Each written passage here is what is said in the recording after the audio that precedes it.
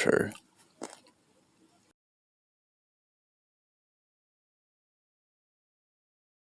Hey guys, I'm eating cereal and I just figured we should do my 10 out of 10 albums tier list. You might be saying, how are you gonna rank these, but they're all 10 out of 10? Well, I'm really just gonna rank them by, like, comparing them to each other and just, like, their art. I did in order of how I ranked them. It's not how they were released, but when I did the reviews. And hopefully in the future, if I do return them, hopefully we'll have more albums to rank. So yeah, let's just get into it. Andy by Riley Ritchie. I don't want to be mean, but it's probably the second weakest album, like just art wise, I guess, compared to all these other records. But man, this album just means so much to me.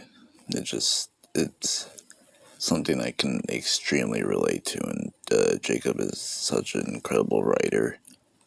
It's what he says is incredibly relatable, and it helped me out so much during the pandemic. So I unfortunately will probably have to give that a B, just because comparing it to these other albums, well, I probably do prefer it over to Pimp a Butterfly, and I guess Forever's in My Long Time, and maybe Kids He Goes, but actually no, To Pimp a Butterfly is better, but whatever. We'll get to it when we get to it. But B, I I feel so bad. I want to put an A. I'm just gonna rank everything so high. Also, I don't have an F tier because there's no way there could be an F tier. The 10 out of 10 album.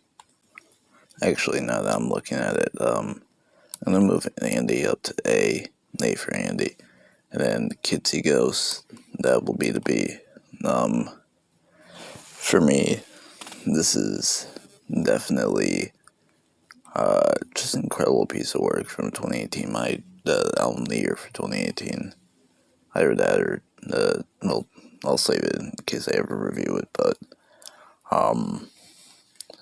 even though it's 7 songs, I think what they did here is extremely creative and just very emotional.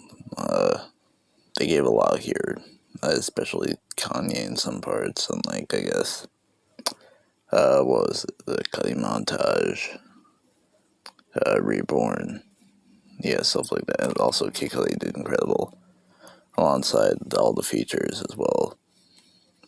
But comparing it to the all these other albums, in my opinion, is probably the weakest out of all of them. Forever's in My Long Time by Big Crit. Now, this one is just like incredible for the fact that he was able to make a double album, 22 songs long, and out of those 22, only have 2 interludes or skits or whatever, and like have every song be incredible. Well, I mean, of course, there are some weaker songs per se, like Everlasting or 1999, but they're still incredible and fun songs. Like, they're not bad at all, and I still really enjoy them, like, all the way through. But this will probably be another 8. Yeah, probably A tier. If you're wondering, I'm eating Honey Nut Bunches of Cheerios. Honey Nut Bunches. Honey Bunches of Oats. Why? I don't know why I said Honey Bunches of Oats with almonds.